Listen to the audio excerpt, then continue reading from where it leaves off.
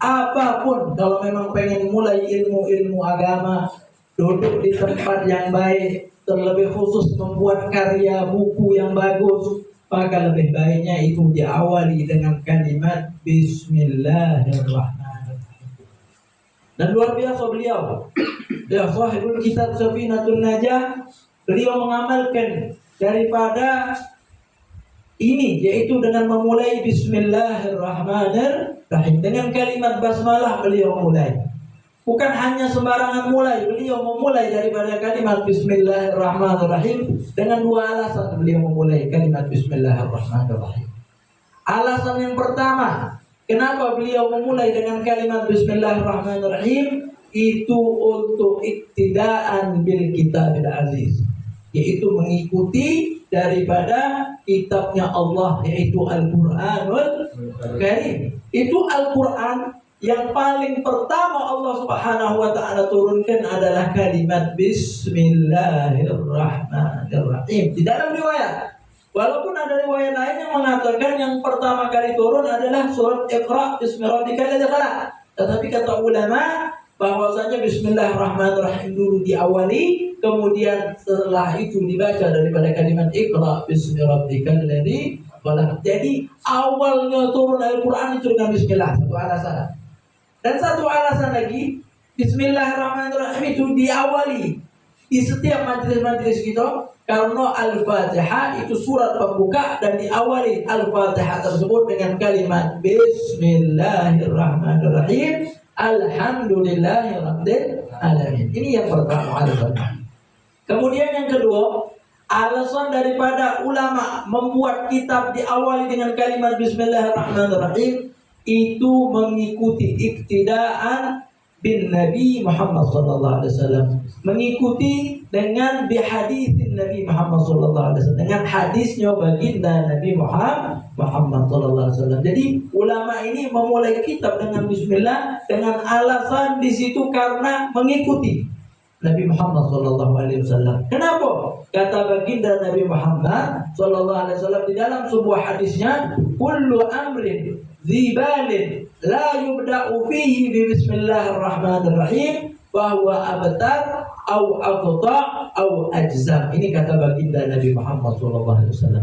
Setiap perkara yang baik, duduk di majelis taklim baik dah? Baik.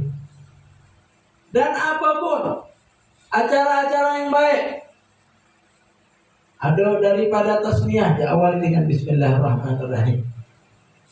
Kemudian kalau kita menulis surat diawali dengan Bismillahirrahmanirrahim.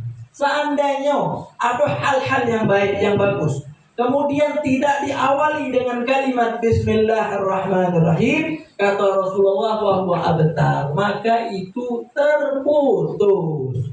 Abtar, itu abtar terputus. Apa yang putus? Dalam riwayat yang putus itu adalah keturunannya. Jadi seandainya ada orang laki-laki kemudian tidak memiliki keturunan, putus tak? Putus. Seperti halnya juga inilah yang dikatakan kepada baginda Nabi Muhammad SAW. Orang-orang kafir itu ngomong baginda Nabi Muhammad itu tidak punya keturunan, putus dia punya keturunan. Kenapa? Karena setelah baginda Nabi Muhammad SAW memiliki anak yang bernama Qasim, meninggal. Punya anak lagi namanya Abdullah, meninggal. Sampai-sampai terakhir Rasulullah punya anak laki-laki namanya Ibrahim, meninggal. Lantas orang kafir ngomong, Nabi Muhammad sekarang abtar. Nabi Muhammad sekarang tidak memiliki daripada keturunan. Habis garis keturunan baginda Nabi Muhammad SAW.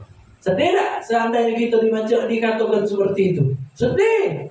Maka Allah pun juga langsung saat itu juga menurunkan di dalam riwayat surat Inna a'tainakal kautsar fasalli li rabbika wanhar inna syani'aka huwal abtar. Apa kata Allah? Inna syani'aka huwal abtar. Yang mencela engkau putus keturunan itu mereka lah yang putus keturunan. Di dalam riwayat salah satu yang mencela keturunan Nabi Muhammad tak punya keturunan adalah Abu Jahal. Ada tak sekarang kio-kio ada orang aku ni keturunan Abu Jahal. Tak kata kan? Itu kalau dari dulu sudah ngatai baginda Nabi Muhammad tidak memiliki daripada keturunan. Jadi kurang pas, kurang wow. Kemudian yang tidak diawali dengan Bismillahirrahmanirrahim itu terpotong. Contoh, ada orang bagus, kemudian terletak dia punya jari siko. Kira-kira kita lihatnya sempurna atau kurang? Kurang sempurna. Begitu juga dengan majlis taklim yang tidak diawali dengan Bismillahirrahmanirrahim, maka kurang sempurna. Ada kucing, Anggora, bagus, bulunya Persia dia punya, bagus, tetapi apa? Kakinya ketetak siko. Kurang tak harganya? Kurang. Begitu pun juga dengan majlis taklim yang tidak diawali dengan Bismillahirrahmanirrahim, maka kurang. Di dalam riwayat Ajzam itu adalah penyakit kulit. Ada orang ganteng, besar, tinggi, belaga. Kode sana tadi. Bagaimana? Kurang sempurna kan? Nah, kalau memang kurang sempurna dalam artian majlis yang tidak ada kalimat Bismillahirrahmanirrahim, berarti majlis tersebut kurang barokah. Jadi alhamdulillah kita mulai dengan Bismillahirrahmanirrahim. Insyaallah majlis ini menjadi majlis yang barokah. Amin ya rabbal alamin. Ma'asyiral ikhwan wal hadirin wal mustami'in rahimani wa rahimakumullah. Sebelum kita membahas tentang sedikit hukum-hukum Bismillahirrahmanirrahim, maka alangkah lebih baiknya kita membahas daripada fadailul basmalah syarifah. Kita membahas tentang keutamaan orang yang membaca daripada kalimat Bismillahirrahmanirrahim. Maka luar biasa, Nabi Muhammad SAW itu mengatakan di dalam sebuah hadis, karena Jibril ngomong baginda Nabi Muhammad SAW bahwasanya Jibril, idza ja'ani, kalau malaikat Jibril itu datang nak berjumpa kepadaku untuk menyampaikan wahyu, awwalu ma yuqa alayya, pertama kali yang dibacakan oleh Jibril sebelum memulai daripada Al-Quran apa? Bismillahirrahmanirrahim. Jadi besar dan keutamaan daripada kalimat Bismillahirrahmanirrahim. Ada satu cerita masalah daripada kalimat Bismillahirrahmanirrahim ini. Di dalam riwayat diceritakan oleh ulama, ada di situ wanita yang solehah, yang setiap gerak-geriknya pasti baca Bismillahirrahmanirrahim. Kalau ngambil baju, Bismillahirrahmanirrahim. Pakai baju, Bismillahirrahmanirrahim. Buka kopiah, Bismillahirrahmanirrahim. Pakai kopiah, Bismillahirrahmanirrahim. Buka cincin, Bismillahirrahmanirrahim. Setiap gerak-geriknya pakai Bismillahirrahmanirrahim. Nah, masukkan terong ke wajan, Bismillahirrahmanirrahim. Kebetulan dia punya suami ini uang yang jarang hadir majelis taklim. Dalam artian apa? Orang yang kurang baik. Contohnya bini aku nih dikit-dikit Bismillahirrahmanirrahim. Kebetulan istrinya ini rajin hadir majelis taklim, otomatis tahu keutamaan tentang Bismillahirrahmanirrahim tadi. Kata lagi paling kepala aku tengok ini aku dikit-dikit Bismillah, dikit-dikit Bismillah, sudahlah Bismillah terus. Katanya, ya sudah berkah bang, datanya Bismillahirrahmanirrahim. Kantik-kantik, katanya sudah berhentilah, masih nyebut Bismillahirrahmanirrahim. Akhirnya kata suaminya, nak aku buat jeruk bini aku ini supaya tidak membaca kalimat Bismillahirrahmanirrahim lagi. Akhirnya cari cara, ternyata yang paling menjerokan apa? Sesuatu yang bisa membuat mental dia ini nyampak. Akhirnya suaminya besok beli emas, emas yang karatnya 24, besar emasnya, beli emas. Pas beli emas, contoh kalung emas dibeli.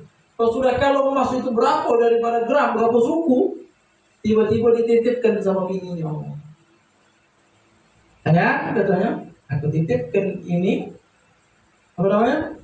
Mas, kalau kutitipkan sama engkau, tolong jago ya dek, supaya di sini aman, tetap terjaga ini kalau emas.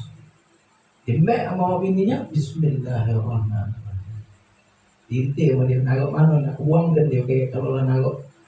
Tiba-tiba di muka gobok, Bismillahirrahmanirrahim. Dirti gobok itu dinagok. Tengok lagi, ada gobok kecil di situ, dibuka Bismillahirrahmanirrahim, ditarik Bismillahirrahmanirrahim, kemudian dia letakkan Bismillahirrahmanirrahim. Di situ dia nagok, kata inilah itu lakinya kayak kumbek malam hari. Tiba-tiba pas istrinya lagi ada gawe, ini suami diam-diam buka daripada gobok itu, dan ini mah diuntalkan ini mah ke dalam sumur, dibuangkan ini mah ke jero sumur, dibuangkan.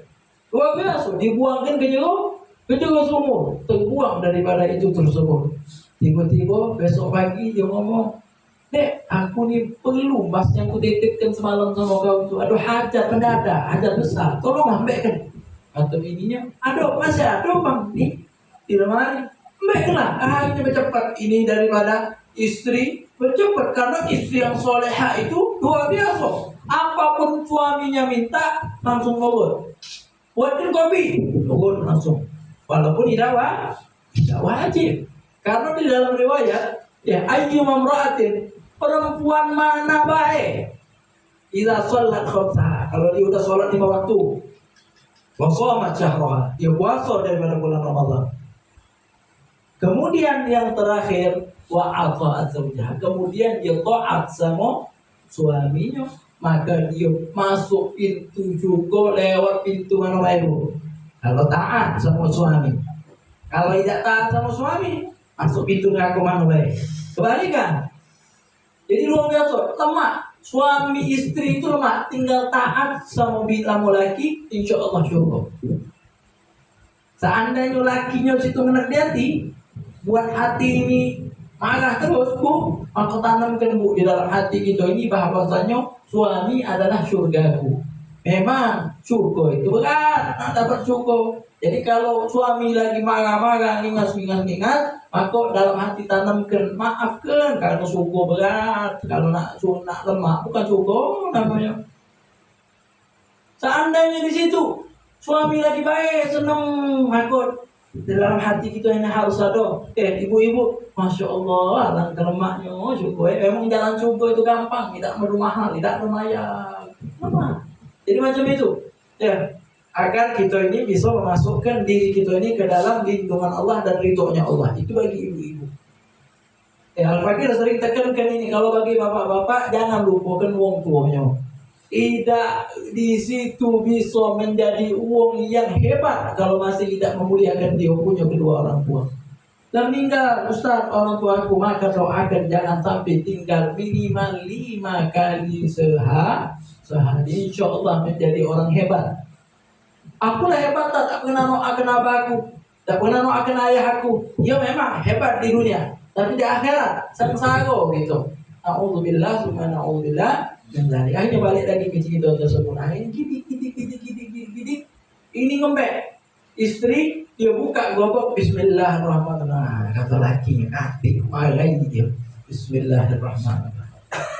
Habis itu dia ngembek kunci, Bismillahirrahmanirrahim. Dia buka ininya dengan, waktunya mulai, Bismillahirrahmanirrahim. Saat itu juga Allah perintahkan malaikat Jibril untuk ngambil daripada itu kalung ke dalam dasar sumur, kemudian diletakkan ke tempat pertama kali wanita tersebut meletakkan daripada kalung tersebut. Maka di situ akan, ya, maka kembali lagi itu diletakkan, diperintahkan oleh Allah Subhanahu wa taala malaikat Jibril untuk naruh di tempat semula. Akhirnya pas daripada bini itu sebut buka Bismillahirrahmanirrahim, ditarik, ternyata kalung yang dibuangkan oleh laki tersebut ternyata masih ada di situ.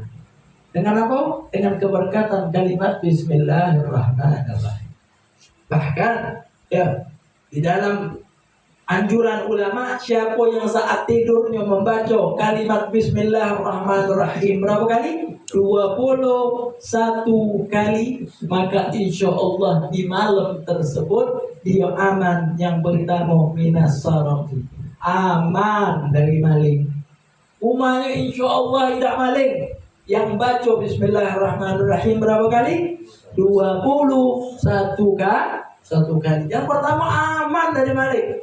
Yang kemudian yang kedua yaitu amnu minal harati, aman daripada kebakaran.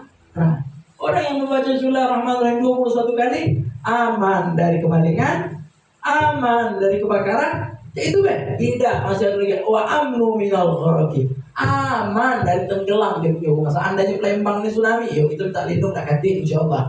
Seandainya ada Palembang ini tsunami, banjir besar, insyaallah rumah yang di situ dibacakan Bismillahirrahmanirrahim 21 kali saat itu, insyaallah tidak mungkin di situ kebanjiran. Walaupun rumahnya itu bola, walaupun kalinya sudah peok sekalipun, kalau dibaca Bismillahirrahmanirrahim 21 kali, insya Allah itu aman.